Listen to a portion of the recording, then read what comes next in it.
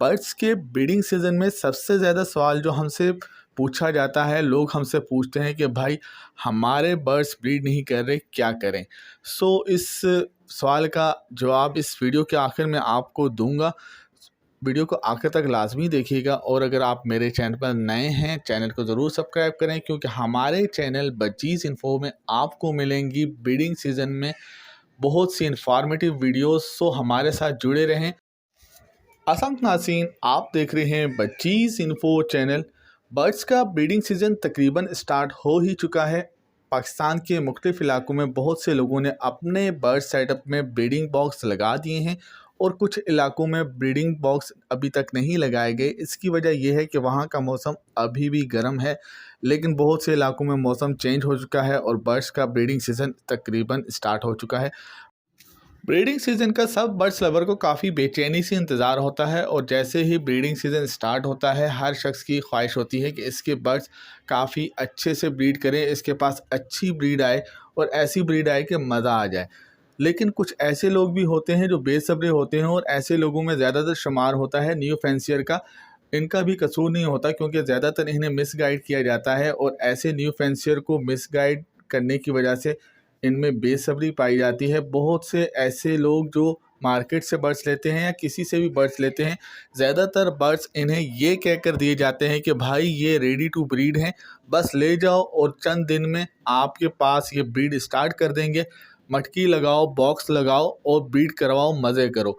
लेकिन ऐसा नहीं होता। इन बर्ड्स में ज़्यादातर पट्ठे होते हैं जिनकी अभी ब्रीडिंग की एज मुकम्मल नहीं हुई होती और ऐसे बर्ड्स को ब्रीड करने में अभी वक्त दरकार होता है।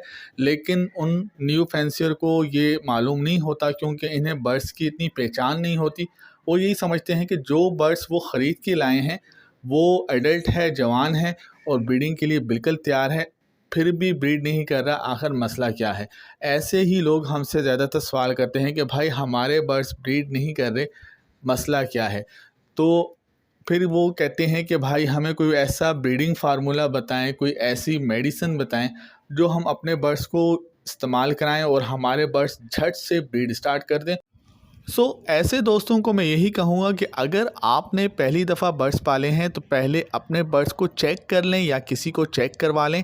आपके बर्ड्स का पेयर मुकम्मल होना लाजमी है, यानी मेल फीमेल कंफर्म हो, इनकी एज पूरी हो।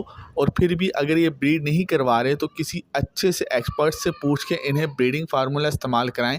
लेकिन इससे बेहतर ये है कि आप सब्र करें और अपने बर्ड्स को नेचुरल तरीके से ब्रीड पे आने दें।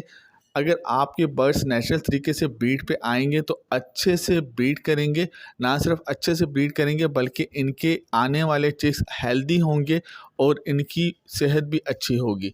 लेकिन अगर आप मेडिसिन या ब्रीडिंग फार्मूला इस्तेमाल करा के अपने बर्ड्स को ब्रीड करवाएंगे तो इससे आपके बर्ड्स की हेल्थ पर कुछ बुरे असरात भी पड़ सकते हैं और इस असर की वजह से इनकी एज भी कम हो सकती है और इनकी जो ब्रीडिंग आएगी उस पर भी असर पड़ सकता है।